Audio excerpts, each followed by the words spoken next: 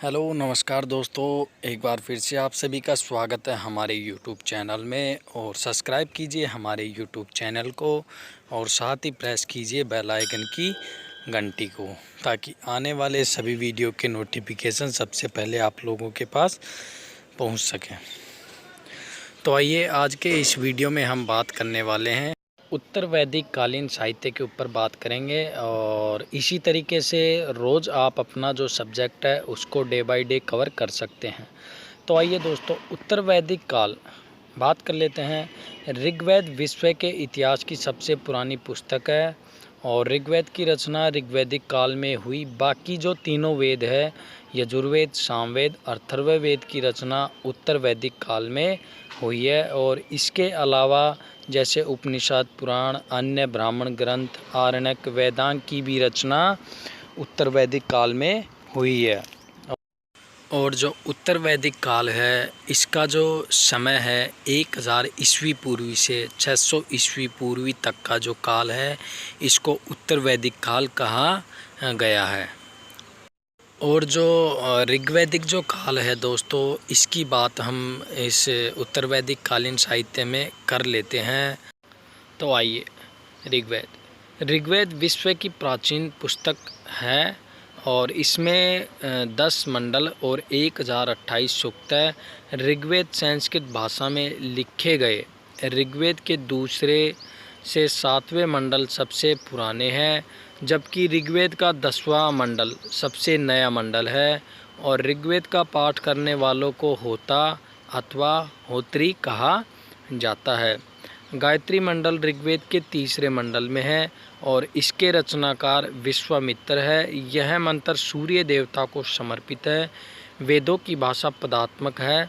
इसमें लोपामुद्रा, घोष, अपाला, विश्ववारा, शिक्ता, शची, पोलोमी और कक्षावृत्ति आदि स्त्री विद्वानों ने कई मंत्रों की रचना ऋग्वेद में की है। और इसी के साथ ऋग्वेद के दूसरे से 8वें मंडल के रचयिता गृत्स्य, मध्य, विश्वामित्र, वामदेव, अत्रि, भारद्वाज, वशिष्ठ, कण्व व अंगिरा है। ऋग्वेद की 5 शाखाएं जो शाकाल, वाष्कल, आश्वलायन, सांख्यायन और मंडूकायन है। ऋग्वेद का 9वां मंडल सोम को समर्पित है। दोस्तों, ऋग्वेद के 10वें मंडल को पुरुष सूक्त भी कहा जाता है। इसमें शूद्रों का उल्लेख किया गया है। 10वें मंडल में नासदीय सूक्त, संवाद सूक्त तथा विवाह सूक्त का वर्णन किया गया है। और आइए अब बात करते हैं उत्तर वैदिक काल में जो अंतिम 3 वेद यानी कि यजुर्वेद, सामवेद, अथर्ववेद और साथ ही जैसे उपनिषद, पुराण, अन्य ब्राह्मण ग्रंथ, आरण्यक, वेदांग आदि का जो उल्लेख मिलता है, इसके बारे में हम चर्चा कर लेते हैं स्टेप बाय स्टेप। तो आइए सबसे पहले सामवेद के बारे में बात कर लेते हैं। सामवेद में 1875 रचनाएं हैं। इसमें 75 सूक्तों को छोड़कर शेष ऋग्वेद से लिए गए हैं। यह भारतीय संगीत शास्त्र की सबसे पुरानी पुस्तक है। सामवेद का गायन करने वाले व्यक्ति को उद्गाता कहा जाता था। सामवेद की 3 शाखाएं कौंथुम, जैमिनीय और रामायणीय है। सामवेद का प्रथम दृष्टा वेदव्यास के शिष्य जैमिनी को माना जाता है। और इसके बाद बात करते हैं यजुर्वेद। यजुर्वेद गद्य तथा पद दोनों शैलियों में लिखा गया है। इसमें यज्ञ की विभिन्न विधियों के बारे में बताया गया है। दोस्तों, यजुर्वेद में 40 मंडल तथा लगभग 2000 मंत्र है। यजुर्वेद के 2 भाग हैं, कृष्ण यजुर्वेद और शुक्ल यजुर्वेद। वाजसनेयी संहिता, तैत्तिरीय, मैत्रायण और काठक संहिता का संबंध कृष्ण यजुर्वेद से है। यजुर्वेद का अध्ययन करने वाले को अर्धवीय कहा जाता है। कृष्ण यजुर्वेद की रचना गद्य शैली में, जबकि शुक्ल यजुर्वेद की रचना पद्य शैली में की गई है। वेद में कृषि और सिंचाई की विधियों का उल्लेख किया गया है।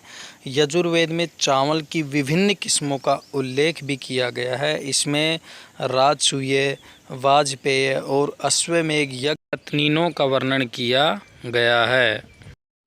और अब बात करते हैं अथर्ववेद के ऊपर।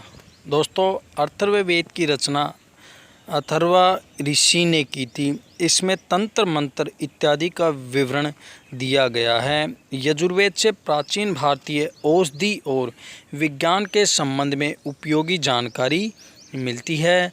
यजुर्वेद में रोग के निवारण के लिए मंत्र तंत्र के उपयोग का वर्णन किया गया है। अथर्ववेद की दो शाखाएं शौनक और पिप्पलाद है। इसे ब्रह्मा वेद, भेषजवेद तथा महिवेद भी कहा जाता है। अथर्ववेद से भारतीय वास्तुकला की जानकारी मिलती है। इसमें वास्तुकला का विवरण दिया गया है। और अथर्ववेद का सबसे महत्वपूर्ण हिस्सा आयुर्विज्ञान से संबंधित माना गया है। और अब बात करते हैं ब्राह्मण ग्रंथ। दोस्तों, प्रत्येक वेदों की गद्य रचना ही ब्राह्मण ग्रंथ है। ब्राह्मण ग्रंथ इस प्रकार है, जैसे ऋग्वेद में ऐत्रेय और कौशिकी, सामवेद में पंचविंश, षड्विंश, आर्षेय, छांदिग्य और जैमिनीय, और यजुर्वेद में तैत्तिरीय, शतपथ, कठ, कपिष्ठल और अथर्ववेद में गोपद।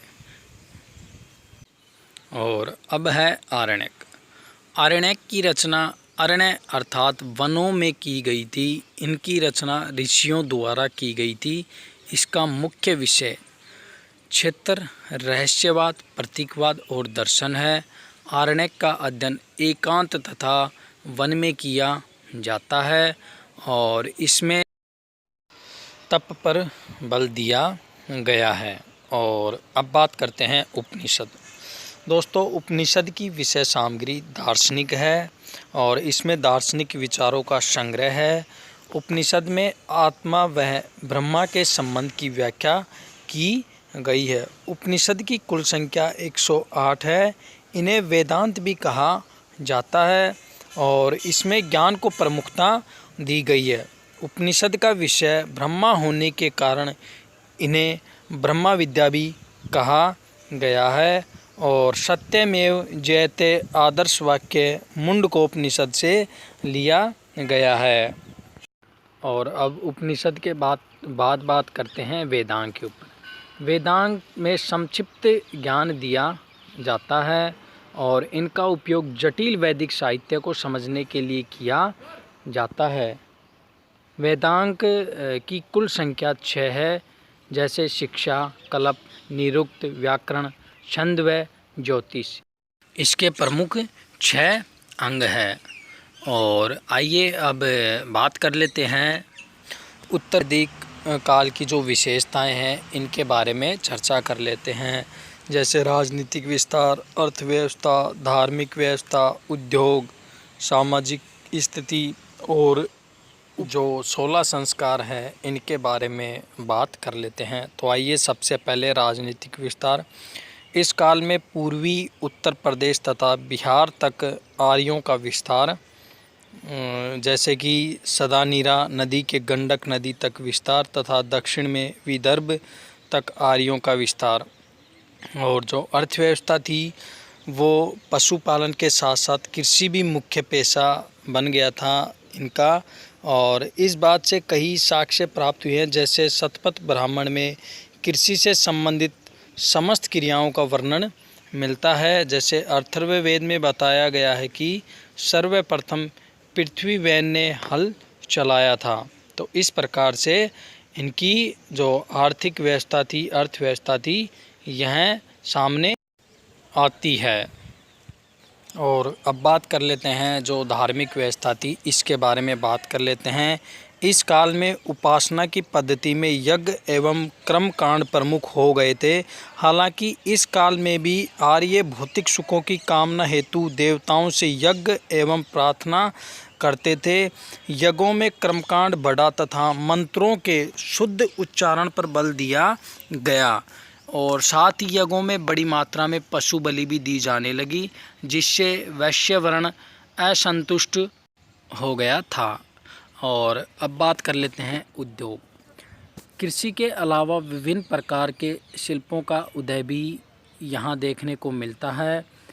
इन विभिन्न व्यवसायों के विवरण पुरुष मेघ सूक्त में मिलते हैं, जिनमें धातु शोधक, रथकार, बढ़ई, चरमकार, श्रवणकार, कुम्हार, व्यापारी आदि प्रमुख थे।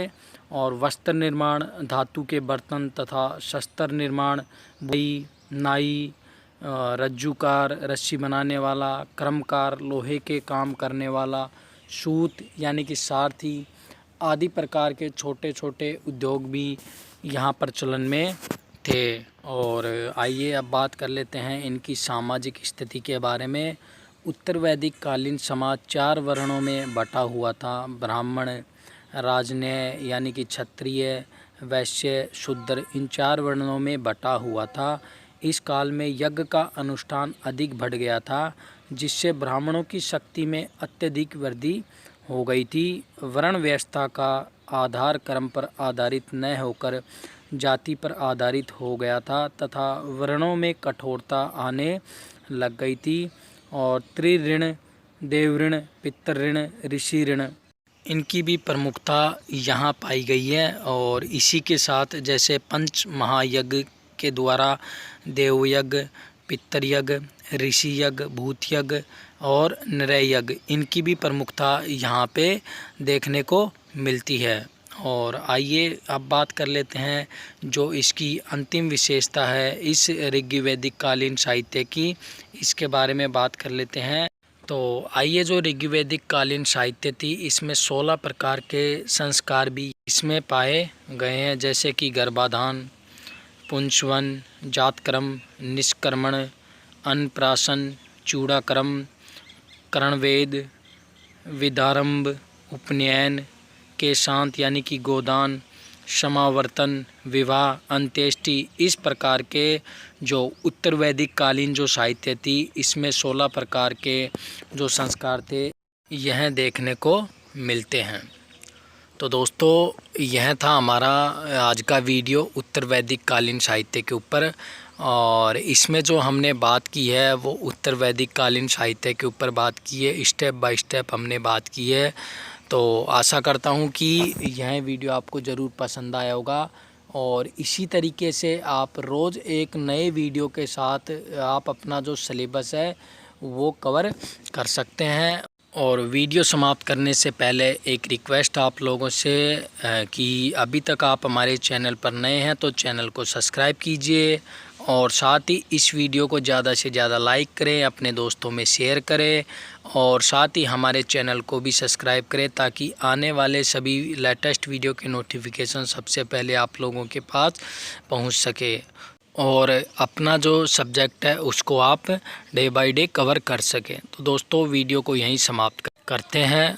थैंक यू फ्रेंड्स, और मिलते हैं एक नए वीडियो के साथ।